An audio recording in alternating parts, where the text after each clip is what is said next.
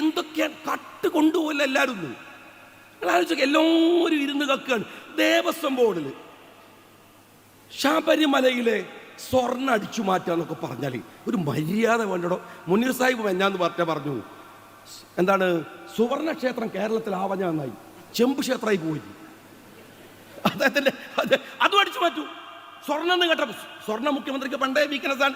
സ്വർണ്ണം കടത്ത് മൂപ്പര സെക്രട്ടറിയുടെ ജയിലിൽ കിടക്കാൻ അറിയാലോ നമുക്ക്. എടോ ഒരു ക്ഷേത്രത്തിൽ അതൊരു ഒരു ദൈവ സാന്നിധ്യമുള്ള സ്ഥലത്ത് നിന്ന് സ്വർണ്ണം അടിച്ചു മാറ്റുക. നിങ്ങൾ അദ്രമാനില്ലേ ഏടോ കിടക്കണ മെസ്സിനെ വിറ്റിട്ട് പൈസ ഉണ്ടാക്കുക.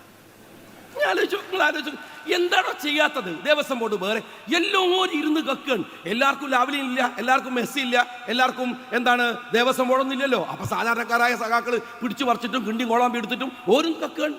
മൊത്തത്തിൽ നിങ്ങൾ രാജ്യം മുഴുവൻ തിരുട്ട് പാർട്ടിയാണ് നിങ്ങളുടെ പാർട്ടി, തിരുട്ട് ഫാമിലി ഒന്നല്ല.